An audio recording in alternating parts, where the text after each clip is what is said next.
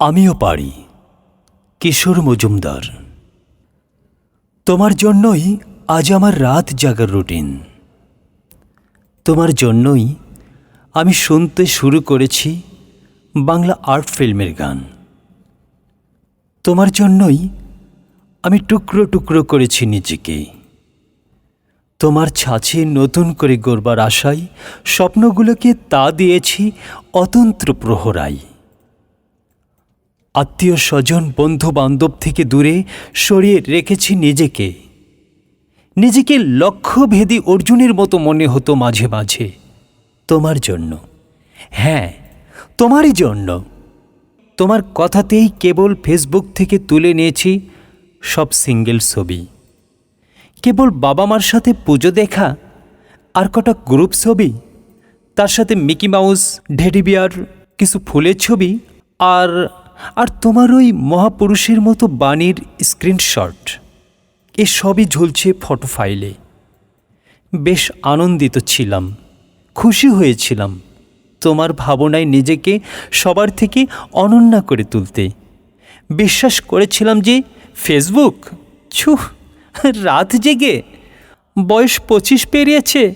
হা হা হা হা। তোমার ওই অট্র হাসিটা হালকা হাওয়ায় যেভাবে মিলিয়েছিলে সেদিন ভারী অবাক হচ্ছিলাম আমি। অবাক হবারই আজ আর কি থাকতে পারে বলো? আমি মিলিদি নই যে স্মৃতিতে সিঁদুর নিয়ে মরা নদীর তটের মতো প্রহর গুনব। সেলাই দিদিমণি, সেলাই দিদিমণি, সে অশ্রু বিগলিত পাষাণ বাঁধা ঝর্ণা আমি নই। নিজের পায়ে দাঁড়ানোর লক্ষ্য নিয়ে যতবার চেষ্টা করেছি, পা ফসকাতে ফসকাতে তোমার ঘাড়ি হাতটা রেখেছিলাম।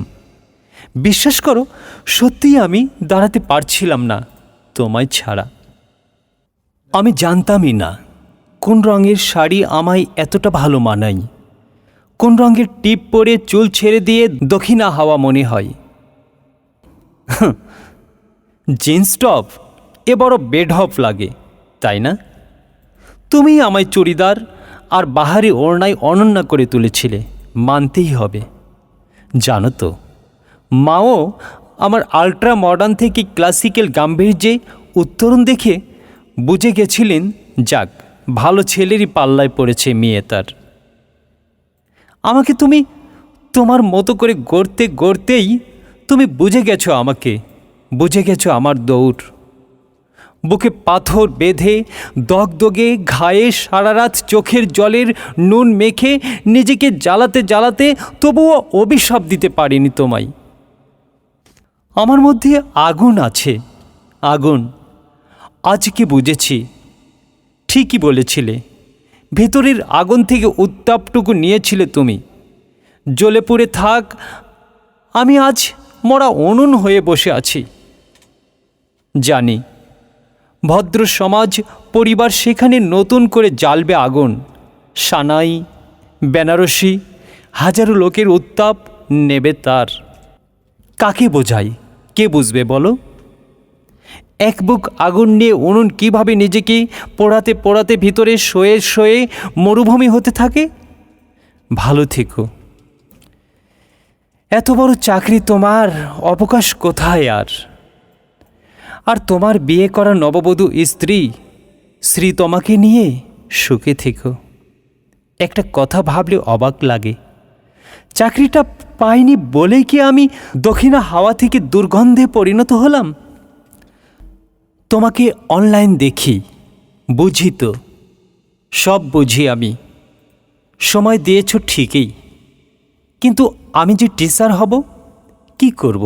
এতদিন অপেক্ষা করেও নানা কেস কামারির রাজনীতিতে আমার পথটাই লম্বা হয়ে গেল। শুধু অনেক পড়েছি, অনেকভাবে ভালো প্রস্তুতি আমার।